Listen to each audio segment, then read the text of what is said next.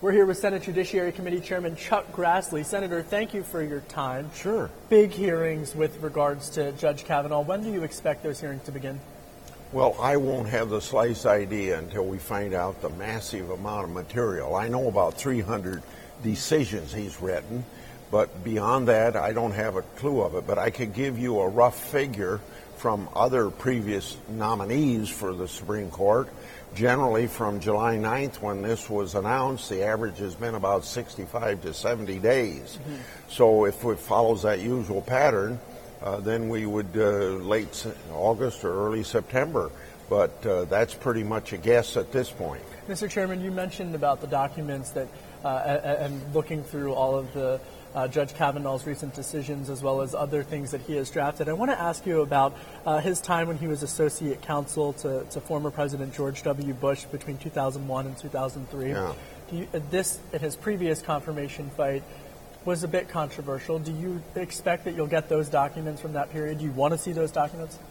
Well, of course, the senators that were in the Senate at that time that had a chance to visualize them, you wouldn't think that they would have to have those again.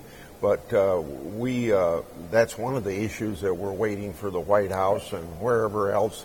Somebody even says some of these documents might be at the archives, some of them at the Bush library, as an example, because he worked in George W.'s White House. So we just have to wait until we get a feel of how many pages or emails and all that stuff. Do you think that his positions on torture, for example, are important for this confirmation process? I haven't determined that yet. I have determined this, that going through other Supreme Court justice nominees, mm-hmm. there's certain things that have just regularly been put before the committee as documents. So right. I'm starting out with that precedent, mm-hmm. and I don't want to say anything beyond that precedent at this point. Another factor comes up, though, in regard to if the Democrats want a lot of documents, and most Democrats have already said that they're going to vote no. If you're going to vote no, why do you have to know? Right. Do you expect that this will be that every Republican will fall in line? I mean, when you look at the math, it would appear that he has right now a pretty clear process to being confirmed. I can only draw that conclusion from the fact that Republicans generally want somebody that's going to be glued to the rule of law mm-hmm. and the Constitution, and be a person that looks at the law and the facts of the case and leave their own personal views out of it.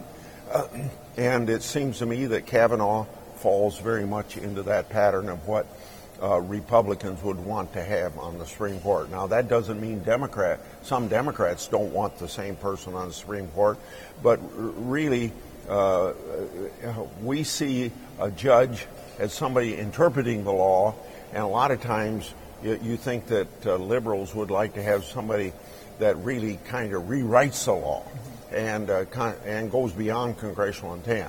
So we want somebody that sticks to the law and are going to be interpreters of the law and leave legislation and writing of law to those of us in the legislative branch of government. That's no business of the courts. And you've called him superb, and you met with him yesterday, and it appears these conversations are moving along and proceeding as they should. Here's the other thing, though, that ought to give a lot of people confidence, is the fact that this is the first president in the history of the United States as a candidate said a list of people that he's going to appoint to the Supreme Court. And so it isn't just like all of a sudden, 36 hours, we got to decide who this is.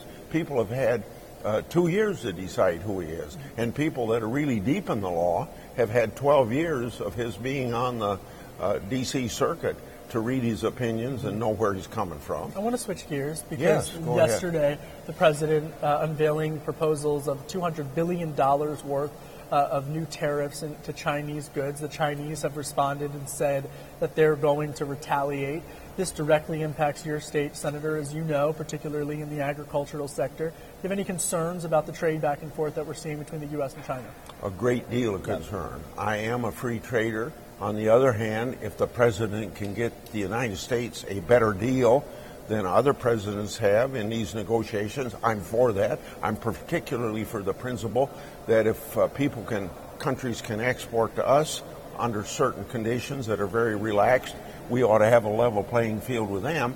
But in the meantime, when you don't know what's going to be the outcome, it's very uncertain, and it's had a definite impact, the uncertainty of it, more than the actual impact of it, because how long is this going to go on? I hope it gets settled pretty soon. Now, I do have some evidence coming from the new president of Mexico, but not his speaking, but what we feel, he wants to get Nafta out of the way before he's sworn in on December the 1st. So that would be good news, and if we could get something settled with regard to Nafta, that might bring less qualms about what's going on in regard to China and Europe. But that's a very small window, because the president has said that he wants to get that decided after the midterms. So that would leave about 3 weeks of getting NAFTA done. Are you confident that that timetable could match up? I think the December 1st deadline is more related to the new president of Mexico wanting to get this out of the way, not have it on his agenda when he becomes president. Right. With regards to sorghum, soybeans, all of these different agricultural commodities, the petroleum industry as well, also wrapped up in this trade back and forth. You've got a new EPA acting director.